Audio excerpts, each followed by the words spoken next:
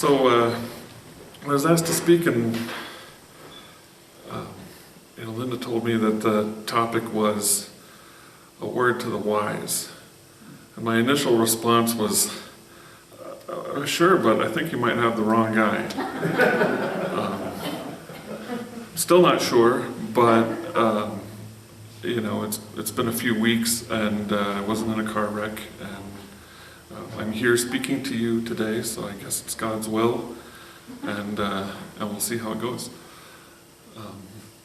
So I like words, and so kind of the first thing that I wanted to do was, I went and I looked up the definition of the word wisdom, and the day that we live in now, with the information of the internet at our fingertips, there were at least 5 different definitions by different dictionaries, different sources. So I got to choose the one that I like the best, which is the quality or state of being wise. Knowledge of what is true and right, coupled with just judgment as to action. Or as Reverend Gum put it last week, knowledge and the ability to apply that knowledge to the situations in our lives. And I also got to think of like where does this phrase, a word to the wise, come from? I've been hearing it most of my life in literature and conversation and TV shows maybe even, and why do we say a word to the wise? Like for a long time I always thought that didn't make a lot of sense. If a person is wise, then why do they need to hear more? Today I know that it makes perfect sense, because the more wisdom we gain, or my experience has been the more wisdom that has been bestowed upon me, the more I've wanted to listen to new information, to different points of view. And so, if you're using your words on the unwise, you're probably wasting them because they're not interested in listening. Or at least that's what that's what came to mind lately. So I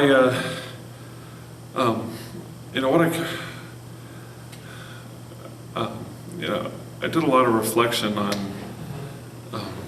some of the moments that have occurred so far in my life where, I felt like, those were either moments or situations where I was able to recognize that, that wisdom had been bestowed upon me. It was, a moment in the spring of probably 1999. I was a kid, senior in high school, and was on a trip with some fellow students, and it had been a rocky few days, kind of on a road trip with a bunch of other high school kids. And I all of a sudden had this flash of insight, or what I can in retrospect maybe identify as a bit of divine wisdom that was just kind of dumped on me. And all of a sudden understood that not everything was about me, and that everybody else was just trying to do the best that they could at that time, and they were a bunch of kids too, and and I kind of look back on that moment as maybe the beginning of the end of Michael, the child, the teenager, and the beginning of Michael the adult. And so that's, there's been a handful of other kind of dramatic moments throughout the years, but I'm not going to go through every one of them because that would be the whole talk, and I've got other stuff that I want to get into. But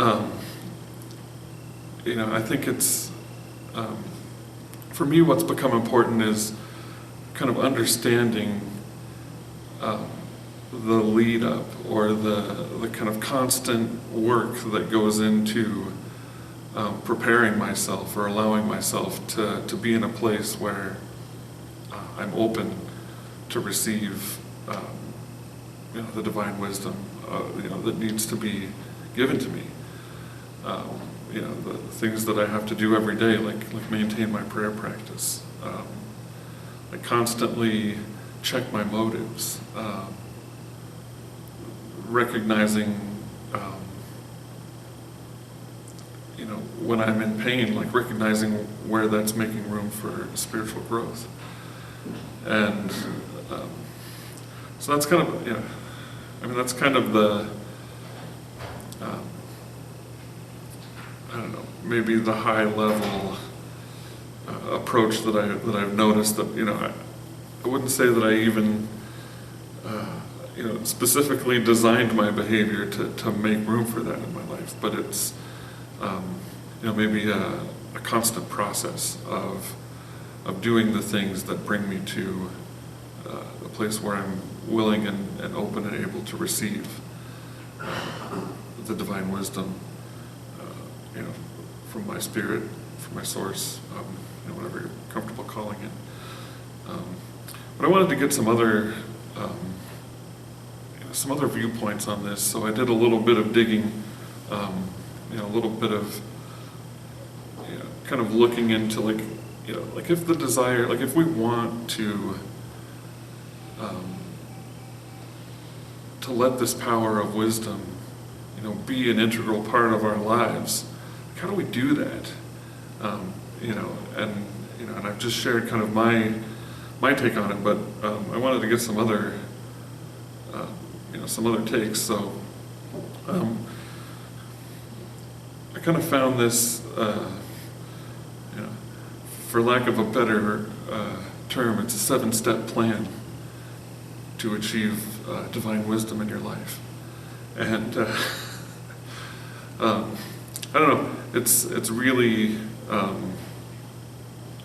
think it's interesting. So step 1 is focus on your connection with the divine. Pray for our lives to be, and our actions to be filled with wisdom. Kind of set that intention. If we're the creators of our lives, then we get to set that intention for ourselves. And I think of it kind of like some of these devices that we're using to make this service happen today. And many of us have similar devices that we carry around in our pockets most of the time now. But I was thinking about like I go on a camping trip, and I've got my my device that I usually keep really close to me. But when I go out camping, it tends to stay in the truck or stay in the tent because it's not connected to the services. It's not connected to the thing that gives it the ability to do all of the things that makes it useful to me. Likewise, in order for me to have the powers, the 12 powers, the abilities to do the things that make me of service to my, to God and to my fellows, I have to be connected to that. And I don't know, it's probably not a perfect metaphor, but it works for me.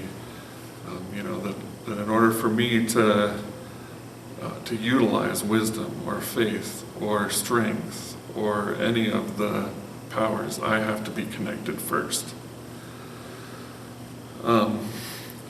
Step 2 is trust your instincts, and maybe remember a quote, or I think it was written in one of the writings from Dr. Wayne Dyer.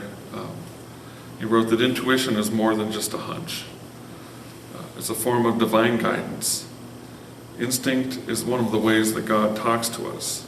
Therefore, the inner insight should never be taken lightly or ignored. We need to make a point to pay special attention to that still small voice. Maybe some people would call it a gut instinct. I see it as being gifted that discernment from my spiritual source, from call it a higher power, call it creator, call it God, but it's it's in me, it's in all of us, it connects us. We allow our divine wisdom to flow through that, and it shows up in our insight. And I could probably stop there, and I think that, that's a good start.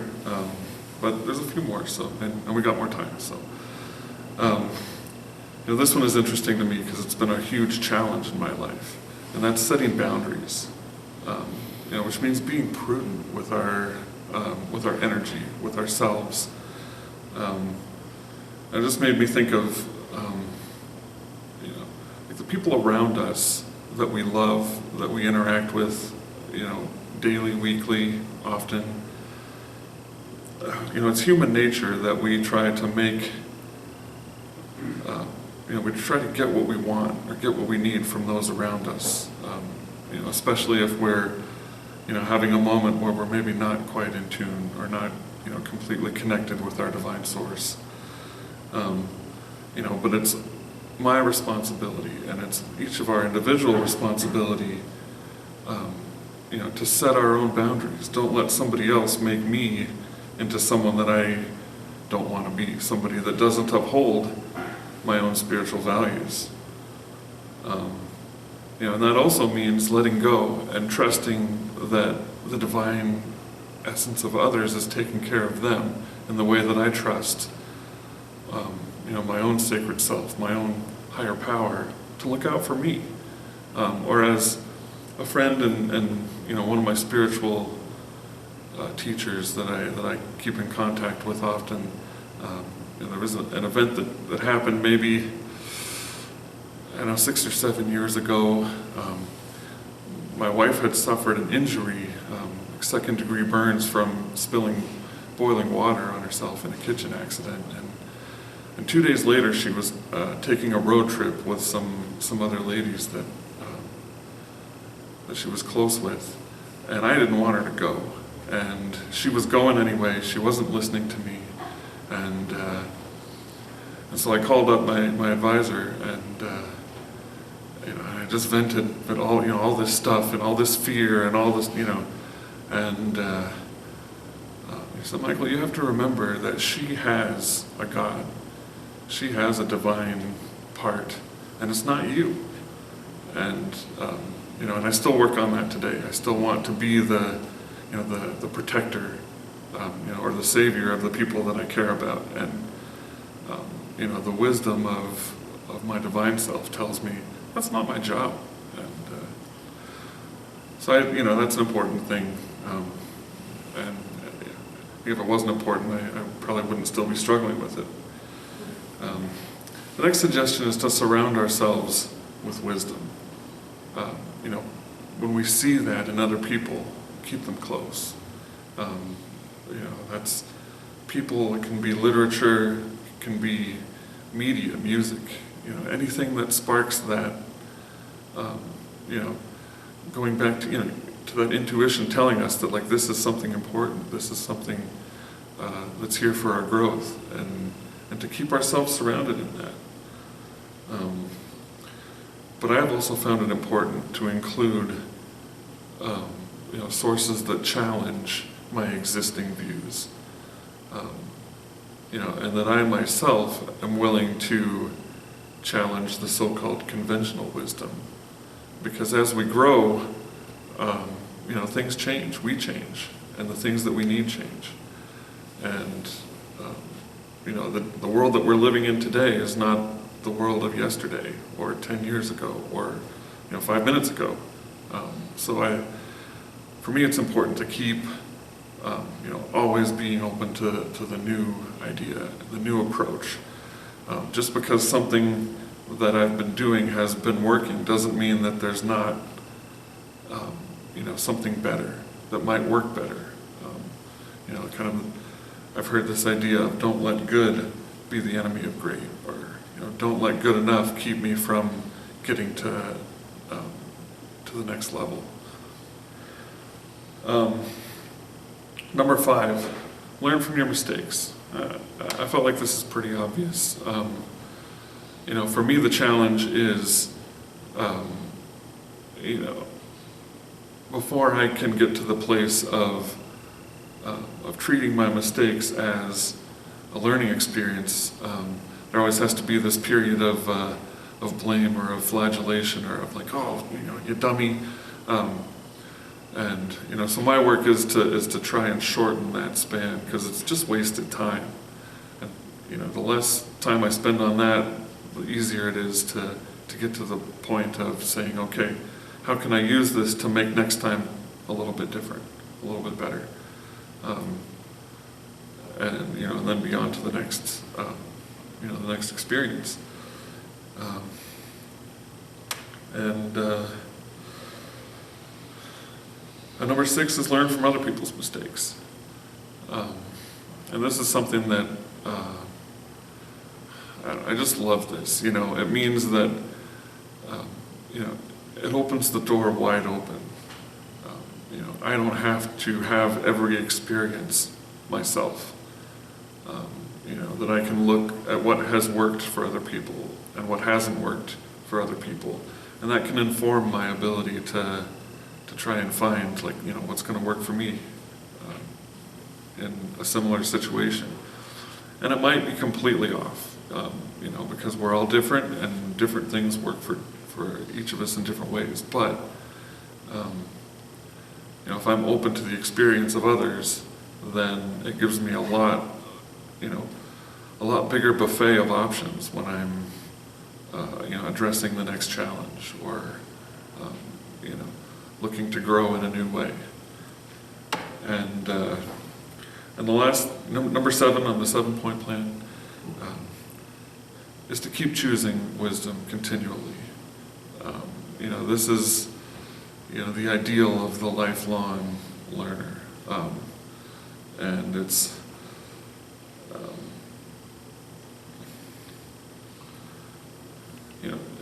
maintain this awareness or this understanding of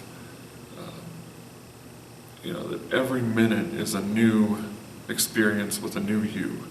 That I can read a book that I read 10 years ago and I'm going to get something completely different out of it, not because it's changed. I mean, the words are the same words that were on that page the first time, but because I'm a different person experiencing it in a different way.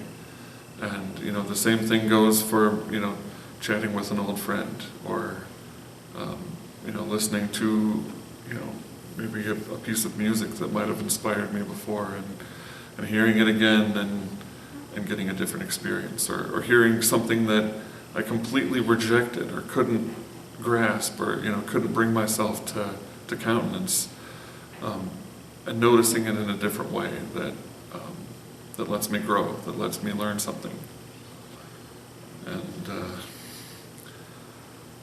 that's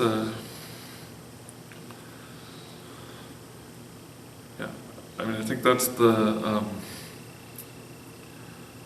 the important thing that's become a big deal for me recently is not expecting the things of the past to be the same now that they were then. Allowing myself to become different, allowing other people to be not what I expected them to be. And when I do those things, then I open myself up for a new experience. And it brings me joy today. And that, for me, has become always the goal, is where can I find joy next? So I think, do we do the meditation next? Yeah. So if you're comfortable, just let ourselves relax. If you're not comfortable, get comfortable, and then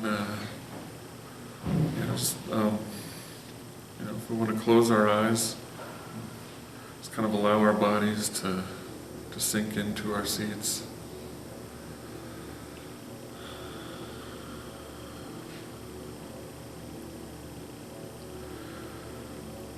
Let go of all of our outer concerns and just rest for a moment. Don't worry, they're all going to be here when we return. Just take a moment and breathe in. Breathe breathe in and feel the space that we're in. Allow ourselves to feel the sacred divinity of this moment.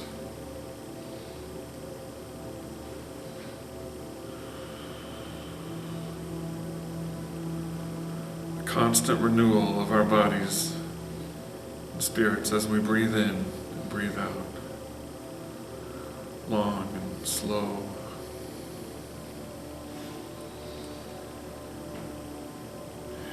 Easy, relaxed. In, out.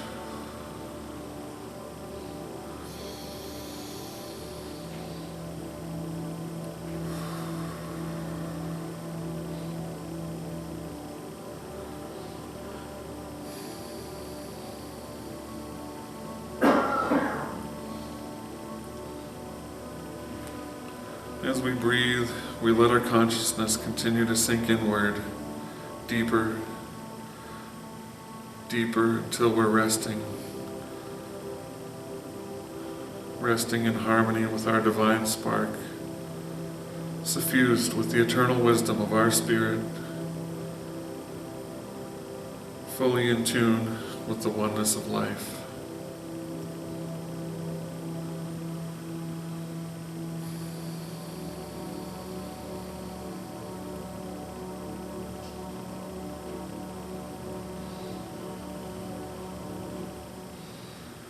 We feel ourselves expanding, opening, embracing and accepting the full support and aid of that divine connection.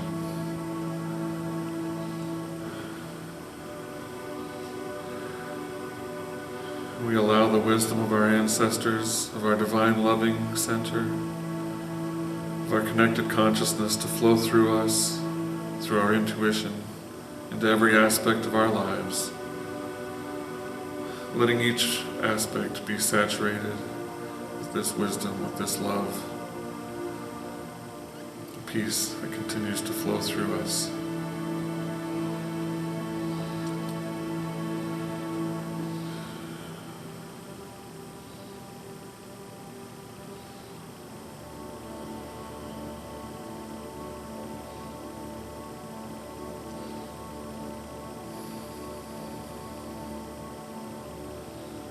We continue to allow ourselves to be still in this moment, fully connected, fully attuned to this oneness of existence.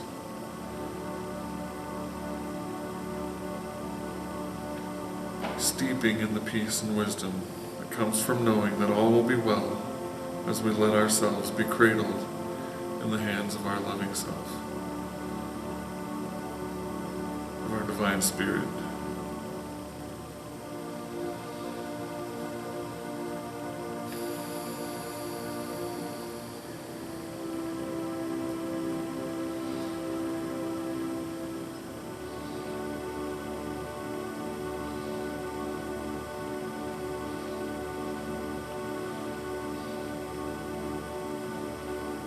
Feel it flowing from that spirit through our bodies out into the world.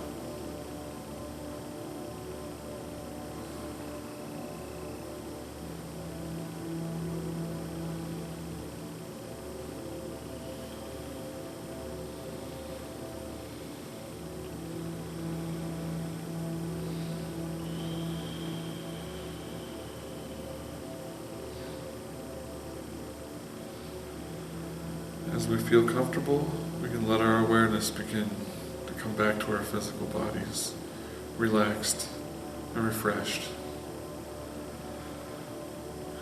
ready to let our next steps and actions be guided by this wisdom and connection with our divine self.